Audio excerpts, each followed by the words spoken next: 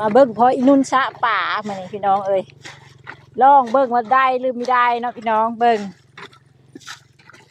จากได้จากไม่ได้ป่ากะสะตามภาษาแหละเห็นป่าด้ามโตในกระสะลองเบิ้งน้ำมันก็ไม่ได้หลายดอกนี่ก็มีเด็กน้อยช่องโตพอมาเบิ้งพอมันนี่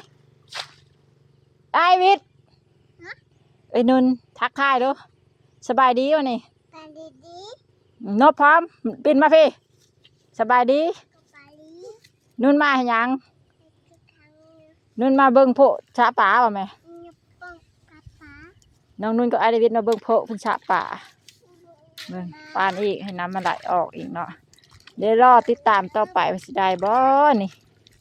มันเป็นจะได้อยู่บ่เบิ้งชงน้ำคือมีหอดป่าเลยเด้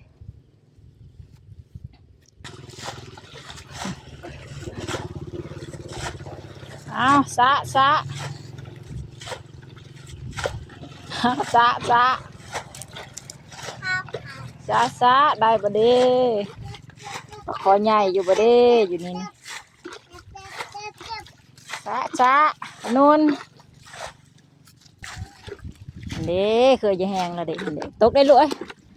ทิมเกือบลงอันเด็กเคยจะแห้งแล้วเด็กได้บ่เด้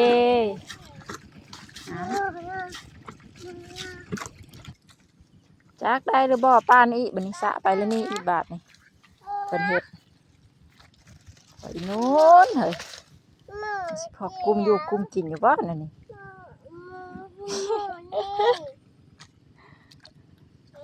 เกือบกระลุทิมลง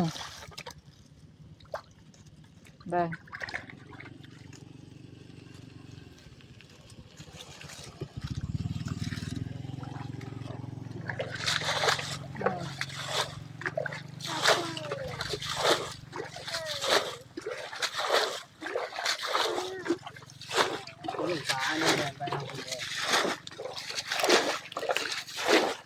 น้ำออกมาได้พอหลายเติบ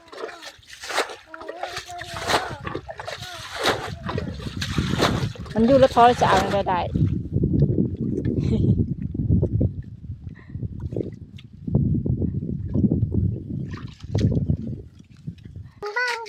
เอาไม่รู้เอาไหม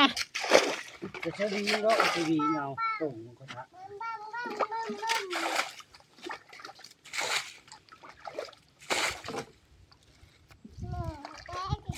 จักสะขึ้นมาเทิงมือที่เห็นตัวป่าได้จ้ะไม่ได้สิสะขึ้นมาเทิงแล้วนี่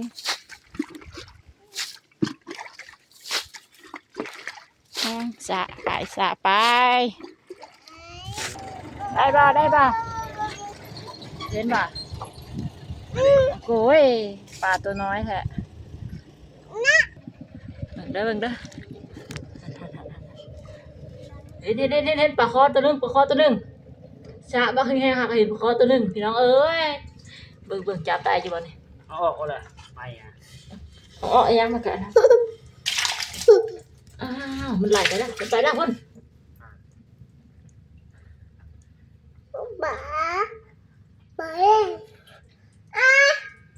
ไปแล้วไม่ทันมันสับลงมาเลยมันก็สะอยู่ลงเองมันล่ะ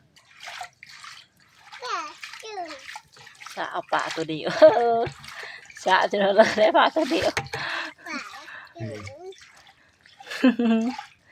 ไม่ได้ปลาอยู่เด้มีปลาคอน้อยตัวหนึ่งเป็นนั่นนะ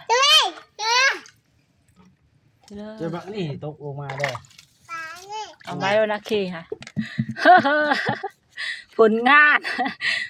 นของพ่อนางนุ่นเพิ่นปลาตัวเดียวซาปลาคอน้อยตัวเดียวพี่น้องเอ้ยอยู่เด้เมื่อนั้นบ้างเห็นปลาลายโตอยู่ขับยันมันไปทางอื่นเลยล่ะ